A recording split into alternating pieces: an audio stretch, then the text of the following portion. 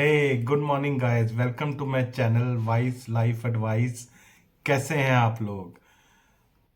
तो आज आप मेरा थंबनेल देख के बहुत ही एक्साइटेड हो गए होंगे। मैं सही हूं ना, राइट?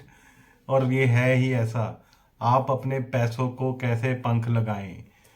हर कोई चाहता है उसके पैसों को पंख लग जाएं और उसके पैसे मल्टीप्लाई हो जाएं। जी हाँ दोस्तों, ये पॉसिबल है, हो सकता है। पर उसके लिए आपको फाइनेंशियल नॉलेज, उसकी अच्छी तरह अंडरस्टैंडिंग और उसकी इम्प्लीमेंटेशन विद डिसिप्लिन, सिंपली ये करना है और ये करते जाना है ओवर द ईयर्स। तो आपके पैसों को पंख लग जाएंगे, इसकी मैं आपको गारंटी देता हूँ। तो पैसों को पंख कैसे लगाना है? सबसे पहले हमें अपना रिस्क कवर करना है। रिस्क दो ही है कवरेज प्रोडक्ट इसमें जो आपको लेने ही लेने हैं, बहुत इंपॉर्टेंट है। पहला है लाइफ इंश्योरेंस और दूसरा है मेडिकल इंश्योरेंस। अगर मैं लाइफ इंश्योरेंस की बात करूं तो आपको कम से कम इतना प्लान लेना है ताकि आपको आने वाले टाइम में आपकी फैमिली को कोई प्रॉब्लम ना हो। तो जो भी आपकी सैलरी है, लेट्स से आपकी एनुअल सैलरी 10 लाख है, तो कम से कम उसका 20 गुना प्लान लें। आप 2 करोड़ का लाइफ इंश्योरेंस का प्लान लें। लाइफ इंश्योरेंस का प्लान जितनी जल्दी आप ले लेंगे उतना फ़ायदा होगा।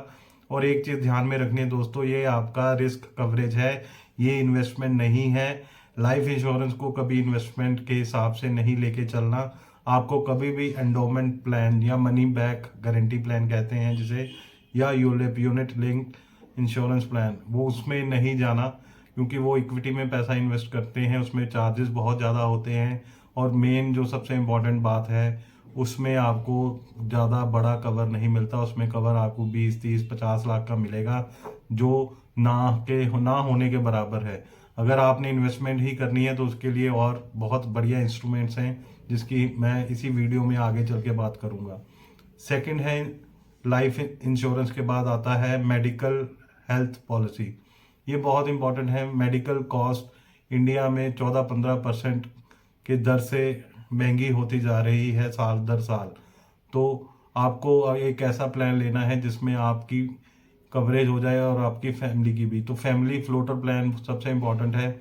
और 20 लाख की कवरेज आई थिंक आपकी पूरी फैमिली के लिए एक अच्छा प्लान रहेगा। Depending upon your salary, upon your need, आप 10 15 20 लाख जो भी आपको सूट करता है आप अपना प्लान ले सकते हैं। अब आते हैं दोस्तों, अब हमने अपना रिस्क कवर कर लिया। अब हमने इन्वेस्टमेंट करनी है और डिसिप्लिन के साथ करनी है, ओवर अ लॉन्ग पीरियड करनी है, ताकि हमारे इन्वेस्ट किए गए पैसों को पंख लग जाएं और हम फाइनेंशियल फ्रीडम पालें। तो उसमें सबसे इम्पोर्टेंट क्या है? Invest in stocks.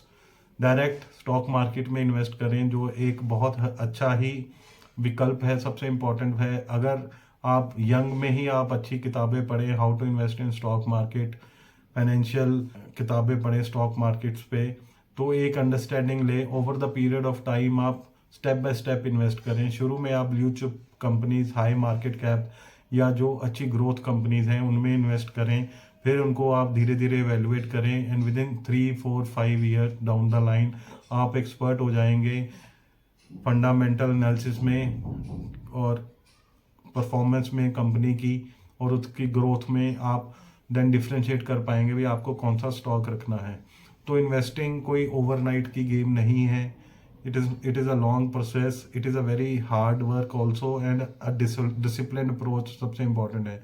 तो अगर आप स्टॉक मार्केट में डिसिप्लिन के साथ चलेंगे तो I am sure over a long term period आप इससे अच्छा रिटर्न ले सकते हैं। दूसरा ऑप्शन दोस्तों है सोवरियन गोल्ड बॉन्ड्स, जिसमें आप इन्वेस्ट करें। इसमें एक तो आपको फिक्स्ड इंटरेस्ट जो कि 2.5% है वो मिलेगा ही मिलेगा, प्लस आपको जो भी गोल्ड एप्रिसिएशन होगी over the period of time, 1 साल 2 साल 5 साल में, वो उसका आपको बेनिफिट मिलेगा।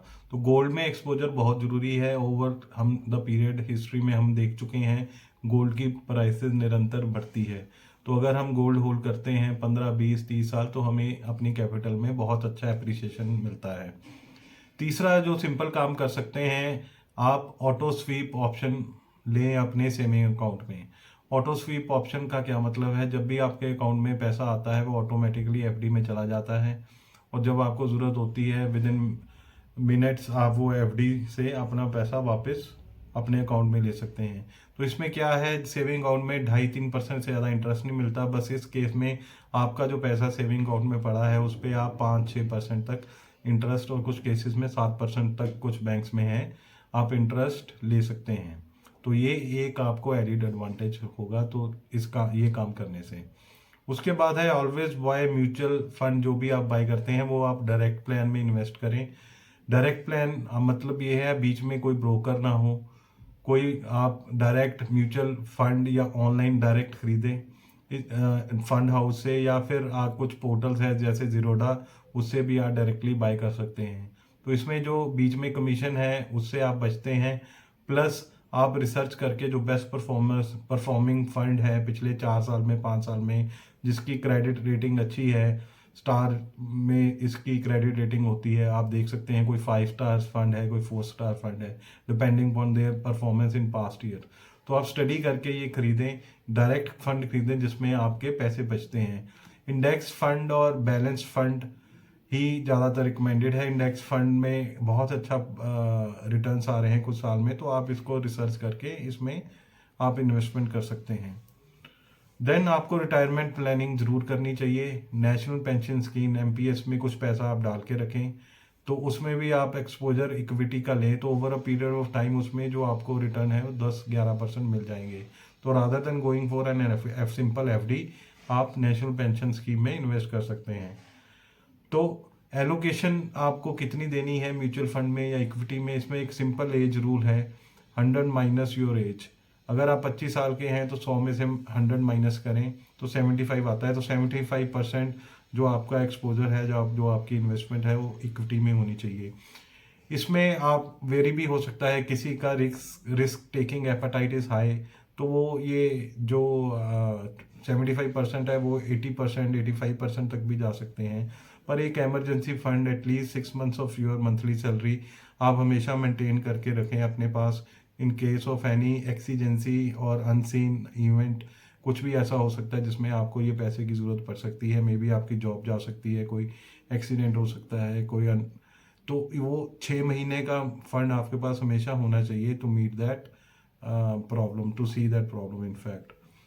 तो कुछ पैसा आप गोल्ड में भी इन्वेस्ट कीजिए, सॉवरेन गोल्ड बॉन्ड जैसे मैंने आप बताया, और 15% आप उसमें कर सकते हैं, 10-15% आप एनपीएस में कर सकते हैं, depending upon your choice and risk. तो दोस्तों ये थे कुछ तरीके जिससे आप अपने पैसे, अपनी इन्वेस्टमेंट को पंख लगा सकते हैं, and over a period of time 25 period के बाद ये मल्टीप्लाई करती हैं। इसमें रियल कंपाउंडिंग इफेक्ट आएगा दोस्तों। बूंद बूंद से सागर भरता है, तो इसमें आप बूंद बूंद से सागर भर पाएंगे, अपना एक बड़ा ओशन तैयार कर पाएंगे वेल्थ का, और आप रिटायर हो जाएंगे एक अच्छे रिटायरमेंट कॉर्पस के साथ। तो दोस्तों होप आपको ये मेरा वीडियो पसंद आया, तो इसको आप कृपया लाइक कर दें, सब्सक्राइब कर दें और कमेंट करें। Thank you.